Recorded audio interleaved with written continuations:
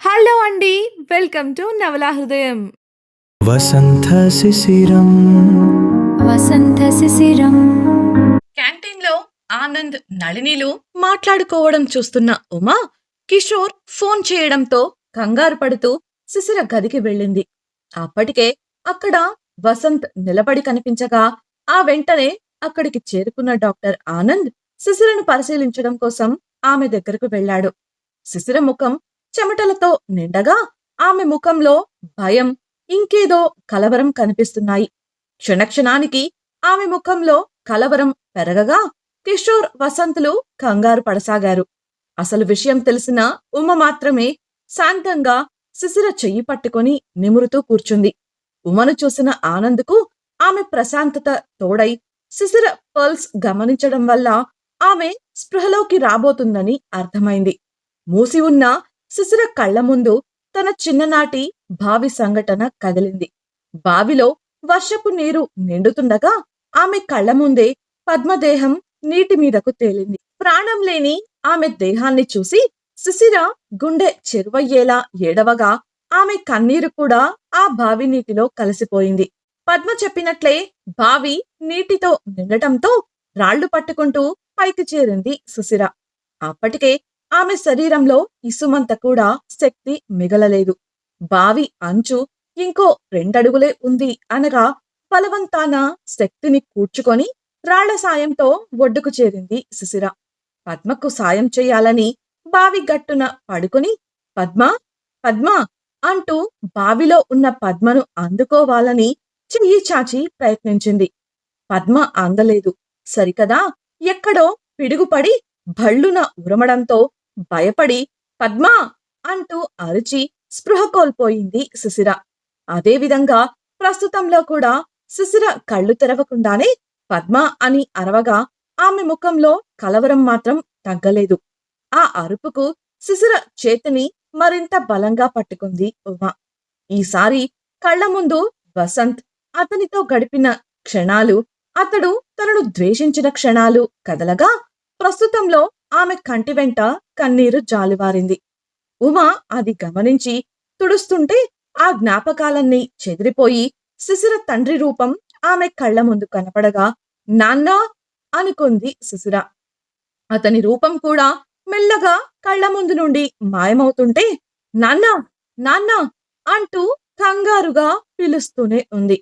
ఆ కంగారుకు యథార్థంలో ఆమె శరీరం కదలగా, ఒక్కసారిగా నాన్నా అంటూ అరిచి లేచి కూర్చుంది శిశిర. ఆమె అరుపు ఆసుపత్రిలో ఉన్న అందరికీ వినిపించింది.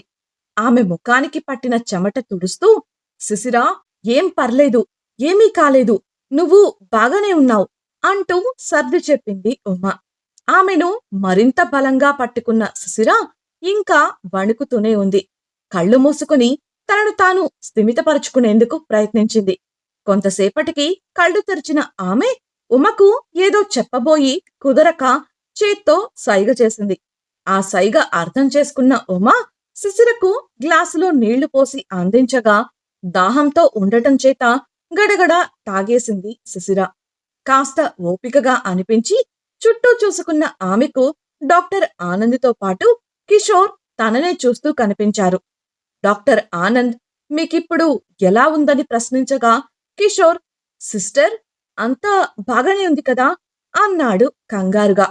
శిశిర సమాధానం చెప్పకుండా అవునన్నట్లు తల ఊపగా, ఆమెకు వసంత్ తనను వర్షంలో నిలబడమంటూ వేసిన శిక్ష జ్ఞాపకం వచ్చింది.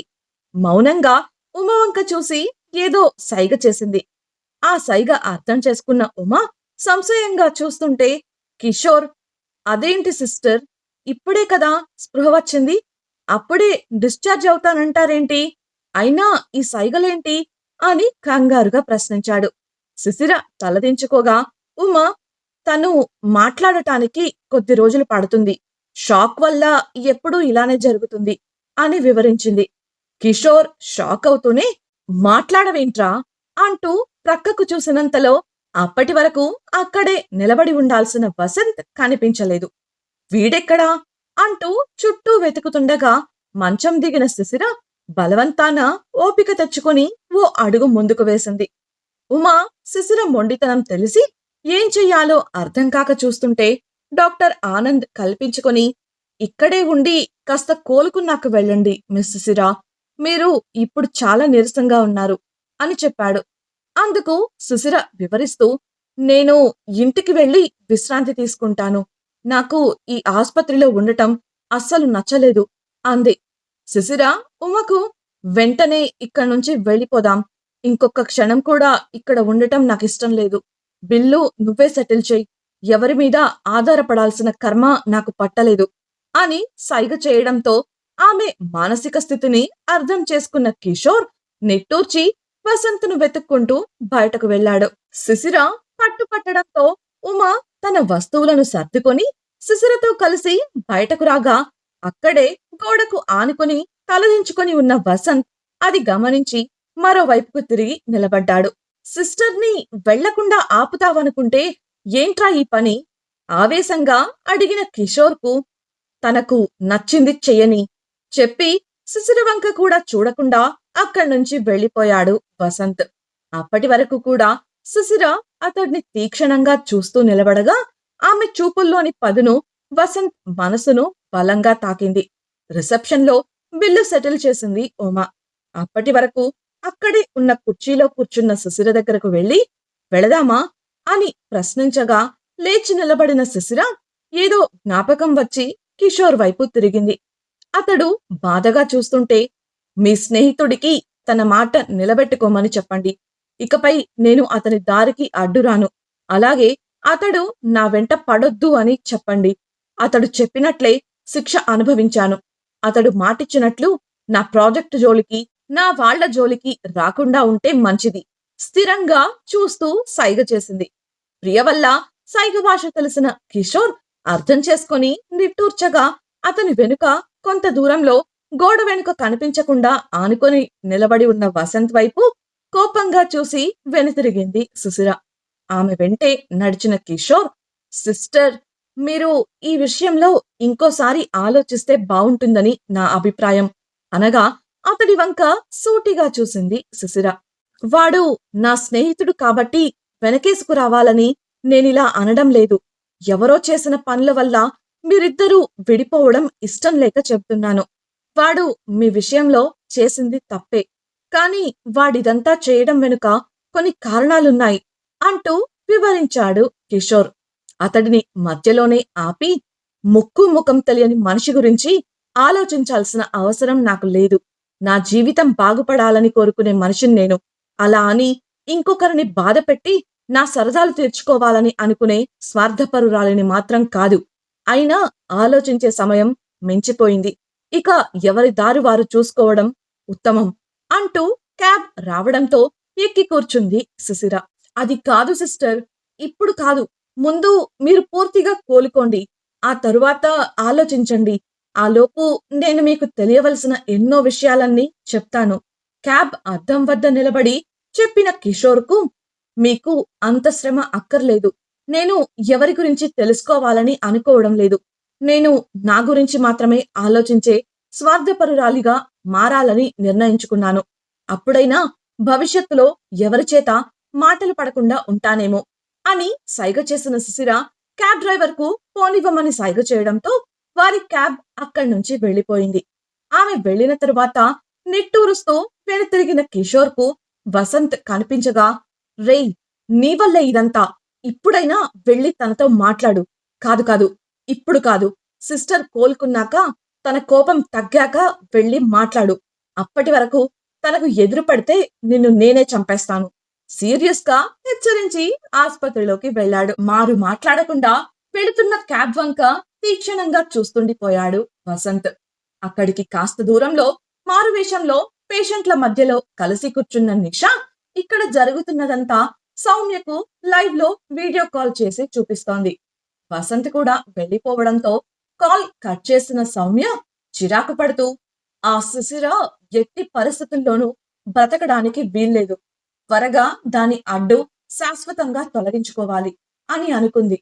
వెంటనే నిశాంత్‌ను కలిసి సుశిర అడ్డు పూర్తిగా తొలగించుకోవడానికి కావలసిన ఏర్పాట్లు చూడమని, ఏ విధమైన ఆలస్యం చేయవద్దని నిషాను హెచ్చరించింది. సుశిరను ఫామ్ హౌస్ కు తీసుకువెళ్లి తమ గదిలో విశ్రాంతి కోసం వదిలింది ఉమ. శిశిరకు నీరసంగా ఉంటుంది కాబట్టి ఆమె కోసం తేలికపాటి ఆహారం సిద్ధం చేయాలని వంటగదికి వెళ్ళింది. అదంతా చూస్తున్న మధు నీరసంగా కనిపిస్తున్న శిశిర గురించి ఆరా తీయాలని ప్రయత్నించింది. తనకు బాగోలేకపోతే తన భర్త చూసుకుంటాడు కదా! అక్కడికి తీసుకువెళ్లకుండా ఇక్కడికెందుకు తీసుకొచ్చావు? అని ఉమను ప్రశ్నించింది.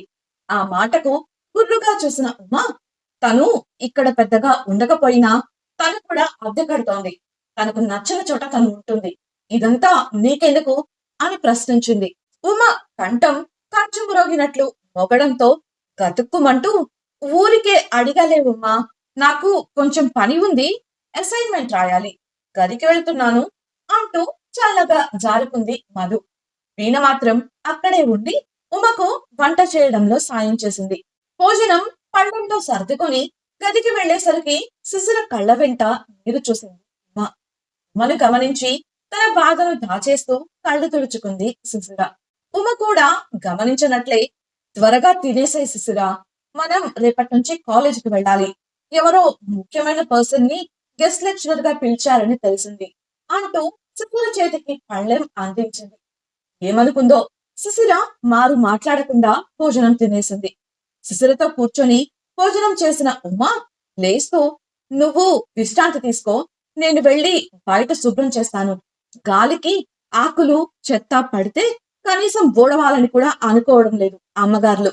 తలుపు గొల్లెం పెట్టకు, ఆ పని పూర్తి చేసి వచ్చి నేను స్నానం చేయాలి అంటూ బయటకు వెళ్ళింది. శిశిర ఏ సమాధానం చెప్పకుండా ఉన్న చోటనే బొమ్మలా కూర్చొని ఎక్కడో ఆలోచిస్తూ ఉండిపోయింది. ఉమ చెప్పినట్లే పనులన్నీ పూర్తి చేసింది. శిశిర ఇప్పుడున్న పరిస్థితుల్లో ఆమెను కదిలించడం సరికాదని ఆమెకు బాగా తెలుసు. గత 2-3 రోజులుగా కిషోర్ నుండి తాను తెలుసుకున్నవి, అలాగే వసంతిలో వచ్చిన మార్పు గురించి కూడా చెప్పకుండా కేవలం శిశిర ముందుగా కోలుకోవాలని మౌనంగా ఉండిపోయింది. అరవింద్తో ఉన్న గగన్ కు కిషోర్ ద్వారా శిశిర హాస్పిటల్ నుంచి డిశ్చార్జ్ అయిన విషయం తెలిసింది. అదే సమయంలో ఆసుపత్రిలో కాపలాకి ఉన్న మనుషులు గగన్ ను కలవడానికి అక్కడికి చేరుకున్నారు. నందన్ కాగితాలు తీసుకుని రాగా అరవింద్ వాటిని కారు బ్యానెట్ పై పరిచి వివరించడం మొదలు పెట్టాడు. ప్రస్తుతం వారు ఉంది కూడా చెట్లతో నిండిన అడవి లాంటి ప్రాంతం. అరవింద్, నా అంచనా నిజమైతే ఈసారి ఆ సైకో కిల్లర్ బ్యాచ్ ఈ ప్రాంతంలోనే తిరుగుతారు. అది ఇవాళ కావచ్చు, రేపు కావచ్చు, లేదంటే ఎల్లుండి కూడా కావచ్చు. వాళ్ళు ఎప్పుడు ఎక్కడ ఒక అమ్మాయిని కిడ్నాప్ చేసినా మళ్ళీ అదే ప్రాంతంలో ఆమె డెడ్ బాడీ పార్ట్స్ వేరు వేరు చోట్ల డిస్పోజ్ చేస్తున్నారు. కాబట్టి మనం చాలా పక్కగా ఉండాలి. నేను చెప్పినట్లు పోలీసులైతే సైకో కిల్లర్స్ కి అనుమానం వస్తుంది. కాబట్టి గగన్ మనుషులు అండర్ కవర్ లో అక్కడుంటారు. ఎప్పటికప్పుడు అప్డేట్స్ ఇస్తూ ఉంటారు. ఈసారి వాళ్ళు కిడ్నాప్ చేసే అమ్మాయిని ప్రాణాలతో కాపాడాలి. అది కుదరలేదంటే కనీసం ఆమె బాడీ డిస్పోజ్ చేసే లోపు వాళ్ళను పట్టుకోవాలి. కానీ ఎట్టి పరిస్థితుల్లోనూ మిస్ అవ్వకూడదు. మన ప్లాన్ వేరే ఎవరికైనా తెలిస్తే మీడియా ద్వారా కిల్లర్స్ కి తెలిసిపోతుందని మా పోలీస్ టీం అందరికీ మన ప్లాన్ చెప్పకుండా వేరే ప్రదేశంలో మఫ్తీకి డ్యూటీలు వేయించాం. మేము వెనుక ఉండి నడిపిస్తున్నట్లు చెప్పి ఈ ప్రదేశంలో ఎవరికంటా కనబడకుండా వాళ్ళ కోసం వల వేశాం. గగన్, నువ్వు మీ వాళ్లతో టచ్ లో ఉండు. మేము నీకు టచ్ లో ఉంటాం. ఏది మిస్ అవ్వకుండా అంతా పర్ఫెక్ట్ గా జరగాలి అని పూర్తిగా వివరించాడు. ప్లాన్ అర్థమైన మిగతా వారు కూడా వారి వారి విధులు తెలుసుకొని అక్కడి నుంచి వెళ్ళిపోయారు. ఇంతకీ వారు సైకో కిల్లర్స్ ని పట్టుకోగలరా? అసలు ఈ సైకో కిల్లర్ బ్యాచ్ ఎక్కడి వారు? ఈసారి వారు కిడ్నాప్ చేయబోయేది ఎవరిని? శిశిర విషయంగా ఉమ తీసుకున్న నిర్ణయం సరైనదేనా? శిశిర నిజం తెలుసుకుంటుందా? తెలుసుకుంటే వసంత్ని క్షమిస్తుందా? వసంత్ తదుపరి ప్రణాళిక ఏంటి తెలుసుకోవాలనుకుంటున్నారా? అయితే ఛానల్ సబ్స్క్రైబ్ చేసి వసంత్ నెక్స్ట్ పార్ట్ వినేయండి. అలాగే మీకు ఈ వీడియో నచ్చినట్లయితే లైక్ చేసి మీ స్నేహితులకు షేర్ చేయండి. మీ అభిప్రాయాలను మాతో పంచుకోవడం కోసం కామెంట్ సెక్షన్ లో తెలియజేయగలరు. ఇట్లు మీ నవలా హృదయం team. Thank you for listening.